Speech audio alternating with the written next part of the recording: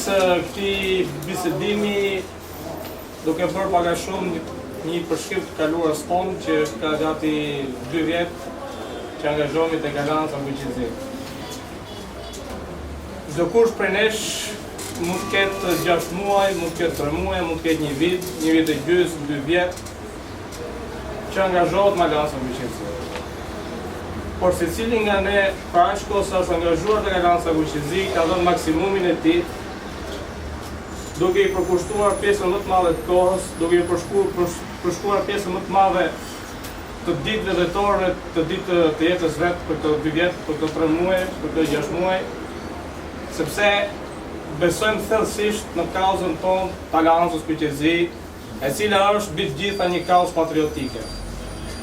Dhe kjo kauzë patriotike na bën ne të gjithëve që të punojmë dhe të jemi të entuziastë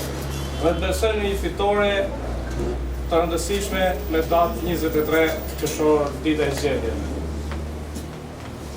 Është shumë e rëndësishme për secilin nga ne që të besojmë akoma më shumë për kaq pak ditë sa kanë ngelur dhe të mos tërhiqemi në mënyrë kategorike nga asnjë lloj situate e pakëndshme që mund të krijohet në këtë rrugë të gjatë të fushatës elektorale. Unë po them në bindje që situata e përgjithshme politike në Shqipëri nuk është as pak e këndshme, përkundrazi, deri diku është një situatë e rrezikshme, e kam fjalën situata e përgjithshme ku po veprojnë forcat e mëdha politike shqiptare. Është e tushme që sot partitë më të mëdha të këtij vendi, të cilat kanë një dëshmi 22 vjeçare në politikën shqiptare,